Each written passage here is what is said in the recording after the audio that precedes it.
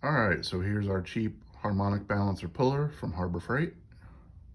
And we're gonna go ahead and get this puller pulled off. Excuse me, pulley pulled off.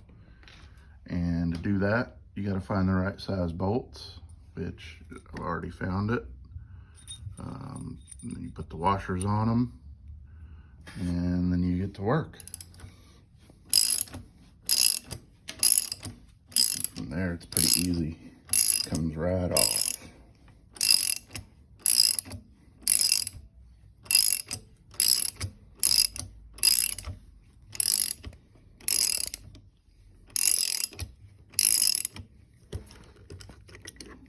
And that's all there is to that. Just try not to drop it like I just did.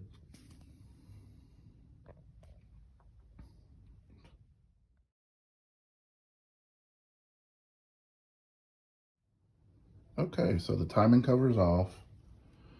And looks like I've got the cast iron tensioners. All the timing stuff looks to be in good shape.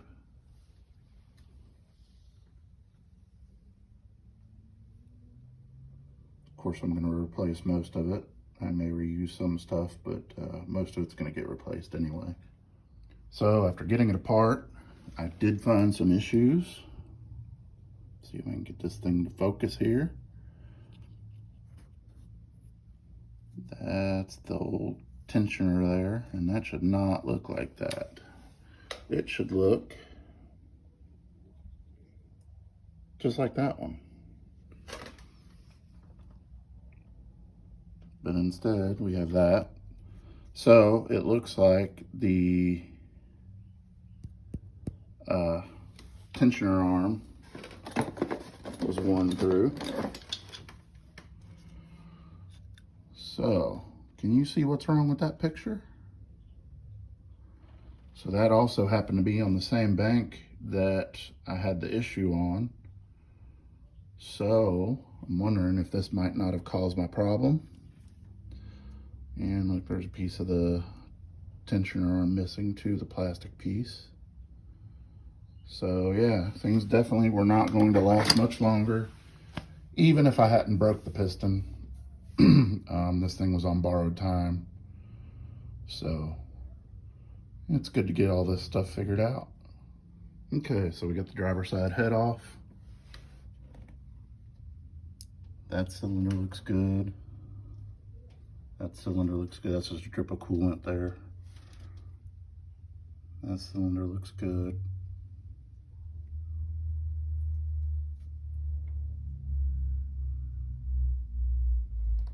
And then we have this cylinder.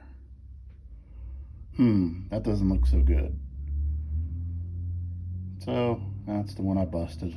Can't blame it on the timing chain or anything like that. That's pretty clearly a busted ring land. And by looking at the piston, there was definitely some detonation in this cylinder. So kids, this is what happens when you don't gap the rings for boost in a stock engine. Especially these 4.6s with their crappy pistons that they used. You said that one, that one. That one's a little dirtier, but other than that. But that one, you can definitely see the detonation marks. Some of those marks may be from the pieces. I don't know. I'll have to check it out. But now I got to find where that piece went. I don't know if it's in my exhaust somewhere, rattling around, or we'll see if it's stuck to the top of the head. So, really surprising. I was expecting to see a lot more damage to this head. You know, there's a couple little marks on the little swirl port.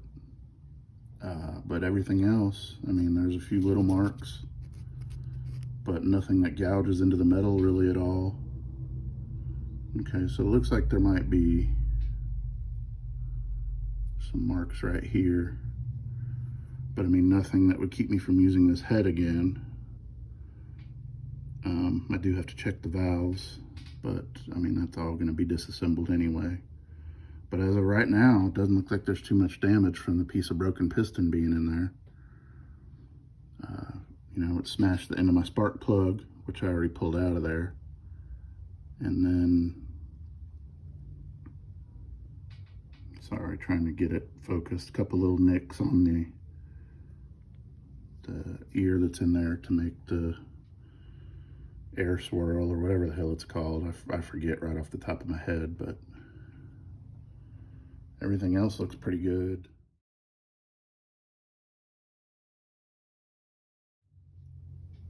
So after doing a lot of research, I found a tool made by a company called Euro Export, I think is how you say it. And a lot of people found that this was the best valve spring removal tool to use. And it comes with all the hardware you need. It's got oil to oil the bolts before you use them. And then it's got the piece that goes on. And once again, it comes with everything you need. It's got the bolts for the cam journal bolts. It's got magnetic screwdriver for your valve keepers, which is very handy to have. And comes with the cap that sits on top and the long bolt. It comes with everything you need. I didn't have to add anything to this kit. It was ready to go. So anyway, it seems pretty easy to use. This goes down on top of the valve. This bolt pushes down on it, and then you pop the retainer out, and here's the mounting screws. So I mean, it comes with everything. Comes with the bolt lube, everything you need to use it, and seems pretty easy to use. So we're going to give it a shot and see how it works out. So getting it on here, it does 4 at a time.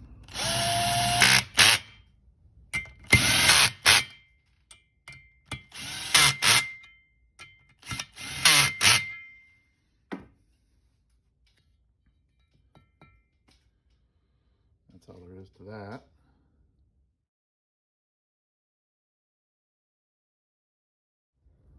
All right, so it's pretty easy. Put that bad boy in there. Run this down a little bit by hand. Get it in the little dimple there, which I seem to be having a problem with. And then now I'm using my drill. I would definitely not use an impact for this. Bam, there it goes. And as you can see, the retainer in there. And you just take this little magnetic screwdriver here, and you kind of spin it around, break it loose. Sorry for the bad camera angle. We're gonna do this. There we go.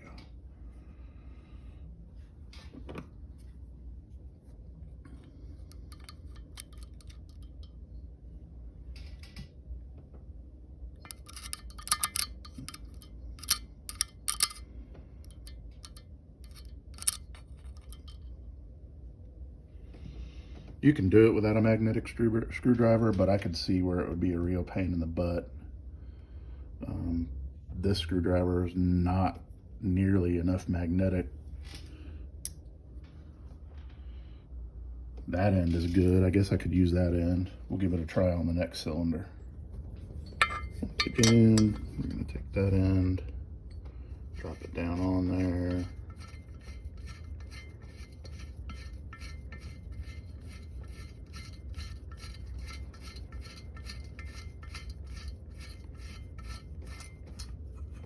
Hand tight, and then I'll take my drill, do that, and there it goes. So let's try that. Oh yeah, much better. I was using the wrong end. Learn something new every day.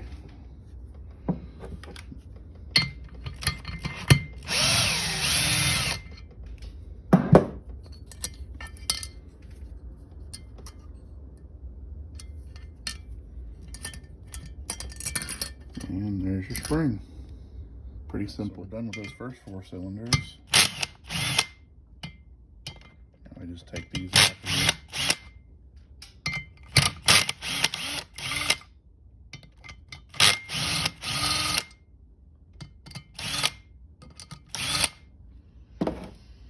Take those off of there.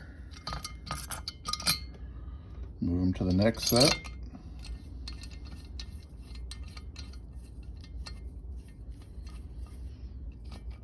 Make sure they're screwed in properly. Don't cross thread them like my dumb butt did.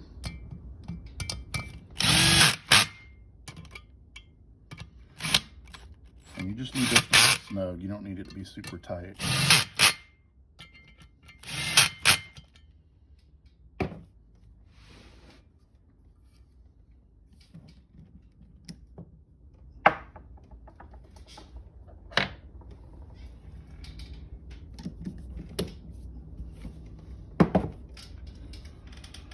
And there's our valve tool.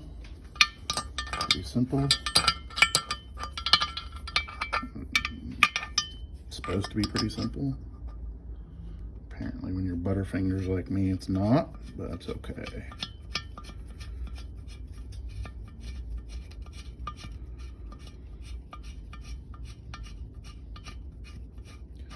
Any of you that didn't see Cletus McFarland's 2.4 hours of La Mullets, you really missed out. It was great.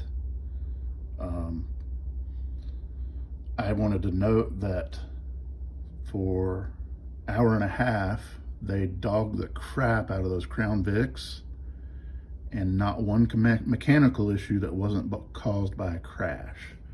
I found that pretty interesting myself, that not one car that I know of overheated, no transmissions went out, no cars blew up, especially the nitrous, because if you engage that, was it below around 3,000 RPMs, you can blow up the intake on those, because as most of you know, they're plastic.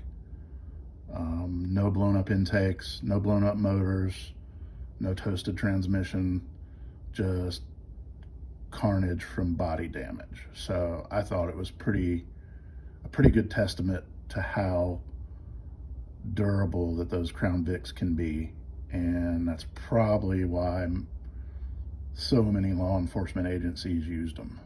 All right, so it looks like we're on the last one.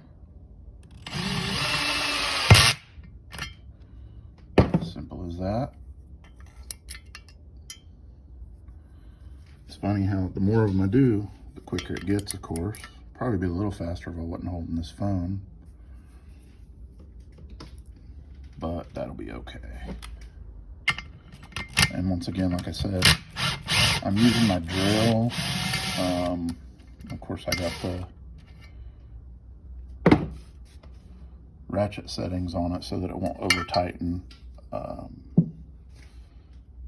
You may want to use hand ratchets, that's fine. I definitely would not use any kind of impact, even if it's adjustable, because I'm betting these threads would strip out pretty quick. That's why they give you this, let's see what it's called here. Anti-scoring extreme pressure lube number 3. So I'm guessing that's so it doesn't eat up the threads. But that's all pretty simple. This is my first time in a very long time doing a cylinder head. It's my very first time ever doing an overhead valve cylinder head. All my experience before is with small block Chevy. Don't hold that against me. I was young and dumb, and small block Ford. So I've owned lots of 302s, 351 Windsors,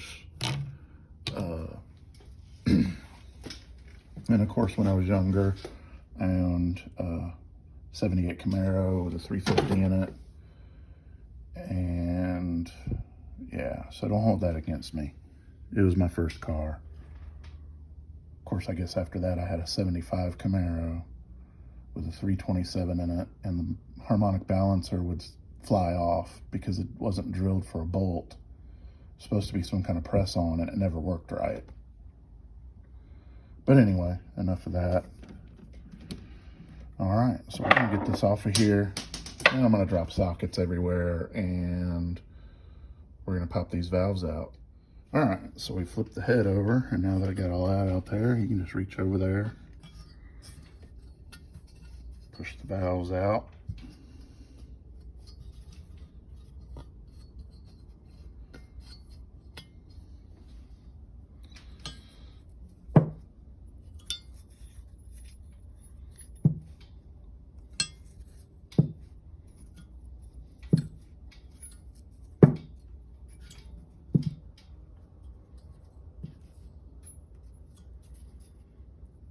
And that's the cylinder with the broken piston.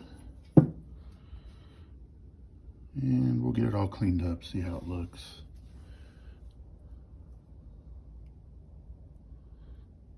Looks like quite a bit of buildup on these exhaust valves.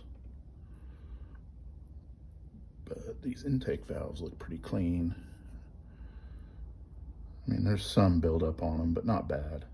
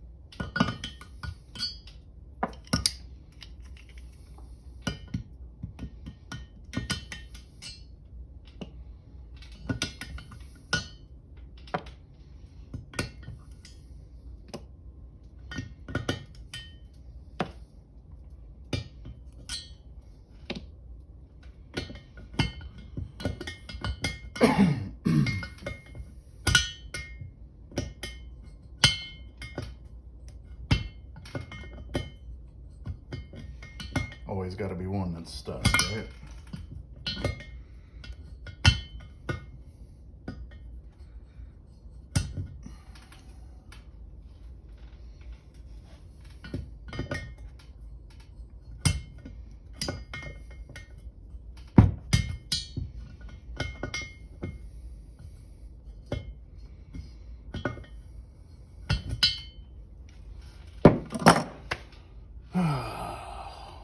Always got to be that one, but that's all right. We'll get it out.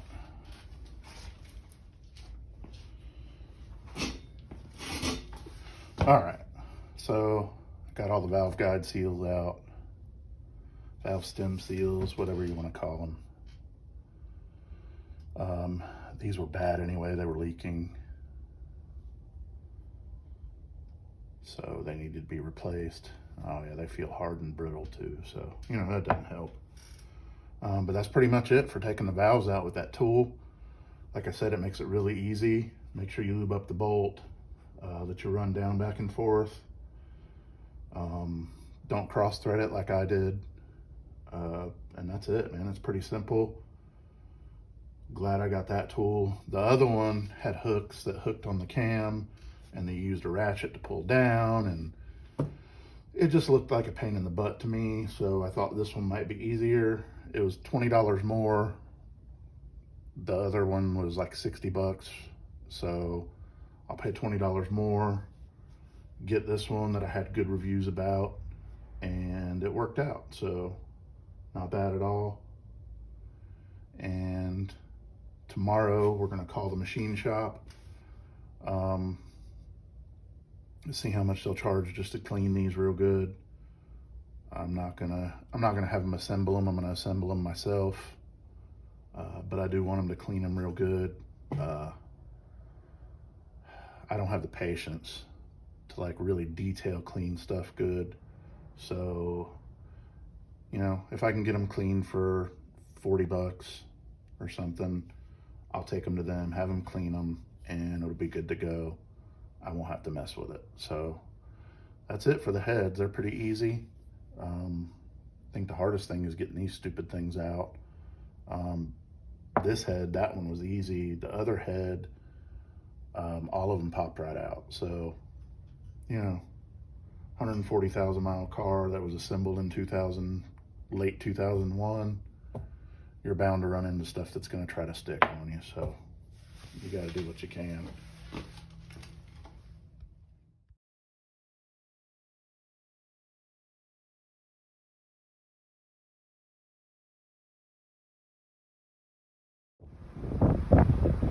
Alright guys, that's it for this video. Next video we're going to talk some about the old 97 through 2003 F-150s. Then we'll talk about how much it's going to cost to get those heads cleaned. Thanks for watching. Hope to see you again soon.